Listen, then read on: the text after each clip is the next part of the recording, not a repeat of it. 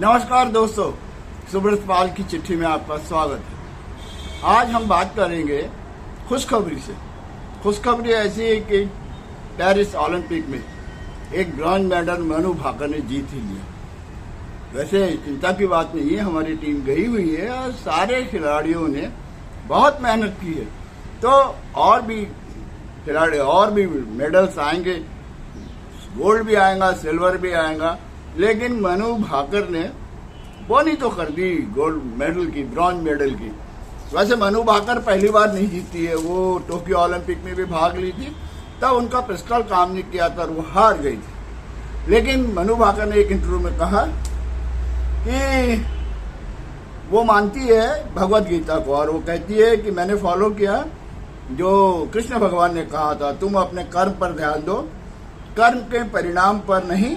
बस यही बात दिमाग में रखकर चल रही है। तो मनु भाकर ने इसी बात को ध्यान में रखकर काम मेहनत की और आखिर उन्होंने ब्रॉन्ज मेडल जीत लिया।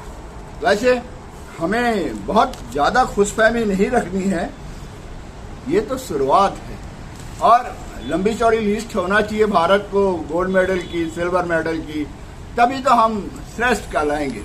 इसलिए खुश होइए लेकिन खुशफहमी मत पाइए। वैसे अब फ्रांस से मैं सीधा आपको अमेरिका ले चलूं। मेरे एक अमेरिकन मित्र है भारती शर्मा जी।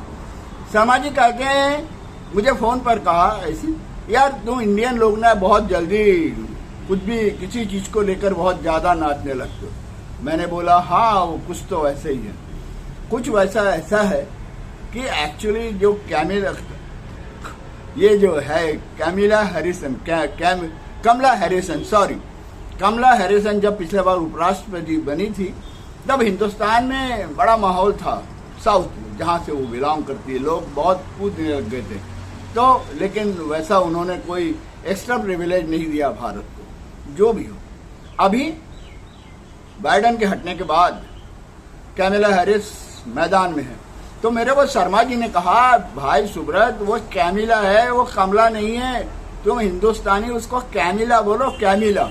सो दोस्तों, अब मैं तो कैमिला ही बोलूंगा, कैमिला हैरिस ही बोलूंगा, न कि कमला हैरिस। तो कैमिला हैरिस अच्छी है, अश्वेत है, एनआरआई है, उनके पीढ़ी के दर पीढ़ी पहले साउथ में थे, फिर वेस्ट इंडीज, अफ्रीका गए, अफ्रीका से वेस्ट इंडीज गया, फिर अमेरिका गया और अभी वो अमेरिका में बस गया।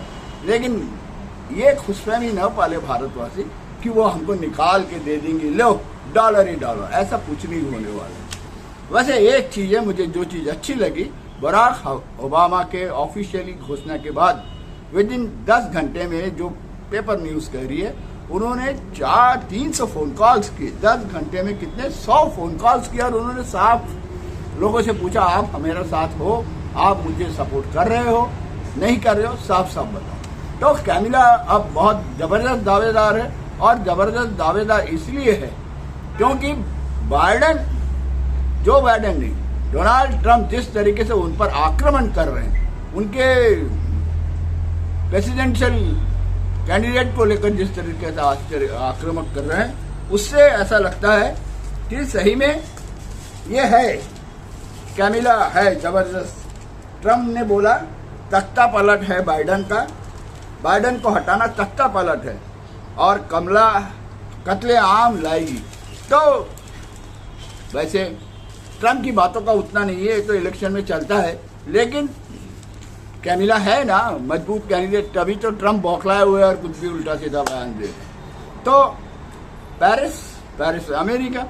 अब कुछ भारत की बात हो जाए दोस्तों। भारत में ऐसा है दोस्तों, अभी जो मेरे दोस्त ने कहा, हमें खुशफहमी नहीं पालना चाहिए, तो हमने खुशफहमी खिलाड़ियों से भी नहीं पालना चाहिए। अभी आएंगे और भी मेडल्स आएंगे और इधर कैमिला हैरिस भी अच्छा करेंगी, हम ये बोल रहे हैं।